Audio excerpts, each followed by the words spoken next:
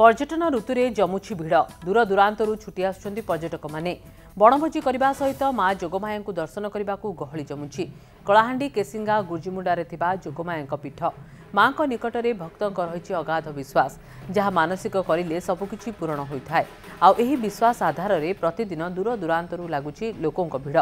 नुआ वर्ष में लागिथिला प्रबल भक्तों भिड़। मनोरम परिवेश भितर यह रहिथिबारु एहाकु पर्यटन स्थली मान्यता भी मिली। एठारे थिबा शिशु उद्यानरु नै जीवजंतु मूर्ति ता सहित औषधीय वृक्ष लोकों बेसी आकृष्ट करुछि।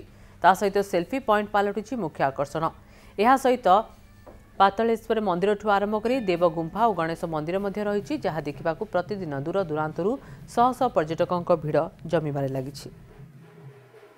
बहुत भल जगह अच्छे आगु बहुत डेवलप हो सारी बहुत सारा मंदिर अच्छे जोगमाया पीठ अच्छे आबे गोटे नुआ टूरिज्म जगह भी खोली सारी जिला तथा पाखापाखी अंचल भी बहुत लोग आसुचन बहुत एंजॉय करुचन आमर पाखर आखर अंचल भी बहुत लोग आसुचन बहुत डेवलप होचे आगु बहुत भल लगुचे।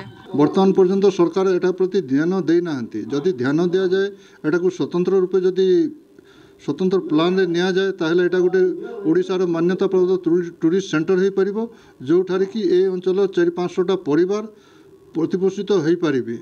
तेणुकरी आपणक माध्यम रे सरकार पाखरे आमे एटा आम उपस्थापन करछु जे ए जोगमाया शक्तिपीठ को अति प्रायोरिटी बेसिस रे याकू उन्नति करा गले एटिकार परिवेश परिस्थिति समस्त को आखि आगे रखिक एटी जनसाधारण उपकृत हो पारे बोली आम आशा करूँ। बाहर भी लोक आसटा गोटे आध्यात्मिक प्राकृतिक परिवेश भितर गोटे आध्यात्मिक स्थली